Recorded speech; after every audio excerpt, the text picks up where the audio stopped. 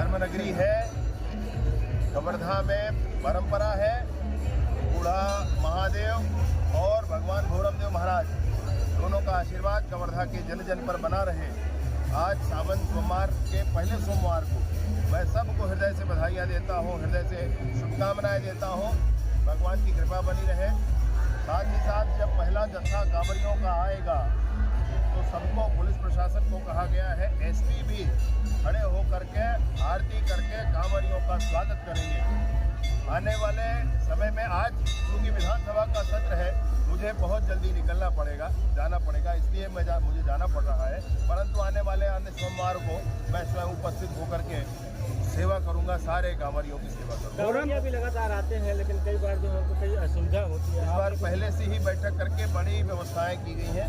भोरमदेव में भी उनके रुकने, भोजन आदि की व्यवस्था, यहाँ पर भी विश्राम आदि की व्यवस्था है। दर्शन कैसे करेंगे उसका भी प्रोटोकॉल बना हुआ है। समितियों के माध्यम से और प्रशासन से बीच में बात हो गई है। मैं खुद भी बैठक में था, मेरे सामने सारी बातें हुई हैं।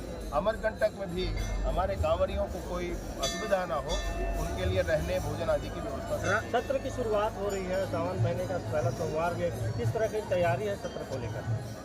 सावन महीने के पहले सोमवार को हम लोग सत्य के पक्ष में हैं और कुछ लोग भ्रम फैलाने के पक्ष में हैं।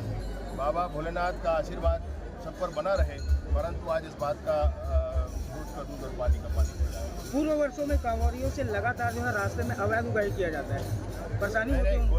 कोई कुछ नहीं कर सकता।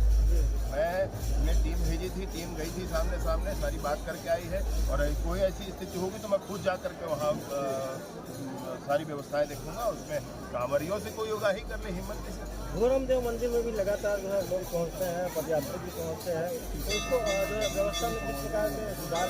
इस बार जब आधे घंटे तक कांवरिया जाएंगे दर्शन के लिए और आधे घंटे तक आमजन जाएंगे दर्शन के लिए, इस तरीके की प्रक्रिया भोरमदेव में भी सबकी सहमति से बनाई गई है। विपक्ष में थे तो कांवरिया को लेकर जो है मंदिर में तो कैसे बनेगा भाई? भगवान के दर्शन के लिए, भगवान को जल चढ़ाने के लिए जा रहे हैं, तो जो बात उस समय थी वो बात आज भी है। वो जाएंगे, दर्शन करेंगे, जल चढ़ाएंगे। कांवरियों के मन में एक शंका है कि पिकअप वाहन में बोलबम के लिए जाना चाहिए कि नहीं करके? इसको मनाही की गई है, अवश्य कम करने की बात है। इसीलिए कवर्धा से अमरकंटक तक बस प्रारंभ किया गया है। ये कम होना चाहिए। अभी जैसी सुविधा है वैसा करेंगे।